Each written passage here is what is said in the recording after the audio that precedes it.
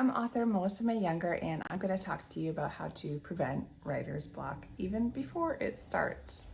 And so the first thing I would say is that you want to be prepared, and that's going to help you a lot on the front end because that means that you won't be scrambling to try to think about what you need to do next in the book.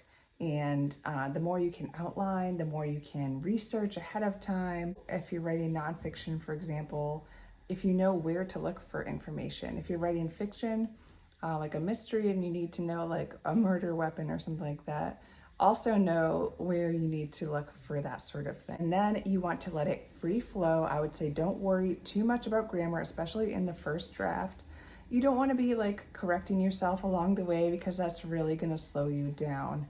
So you just want to let the writing kind of come out of you however it comes out of you. If you have an inner critic, you're going to have to work hard to silence that inner critic temporarily. Tell that inner critic that they're going to get their day when you are in editing mode, okay? But right now, you are in writing mode, so you just need to let it flow. And then I would say leave it open. Never write yourself into a corner and leave it there, because the next time you come back to your writing, you're going to be like, well, I still have no idea where to go from here. I don't know what comes next. So you want to leave it like in the middle of a sentence where you know exactly how you're going to finish that sentence, or leave yourself with some notes about where you are thinking of going next, and maybe leave yourself in a part where you're really excited about it. Okay, and then I would say you want to outline. And some people hate outlining, and I never used to be an outliner, but it really helped me. I started doing it with my academic stuff, and I realized, you know what, it doesn't necessarily take away the creativity. You can still have like a loose outline that you're following and allow for things to kind of happen naturally along the way, and allow for that outline to change. But it's much harder when you have no idea what's going to happen next. Sometimes that can feel exciting, but the reality is that that can become overwhelming, and that can lead to writer's block. So, just have the outline ready in case you need it.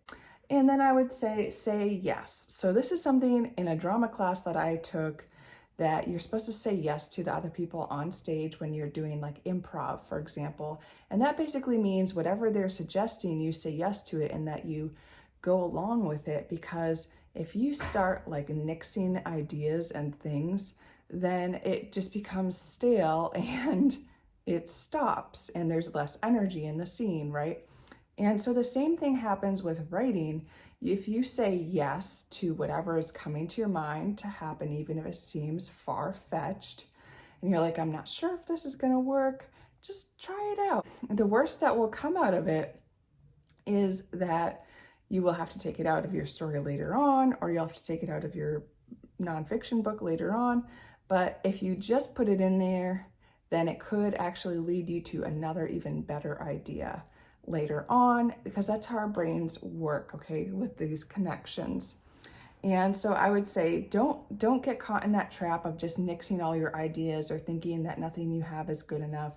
Just say yes, even if you don't think it's the most brilliant idea, and just follow it and just see where it goes, and you might surprise yourself.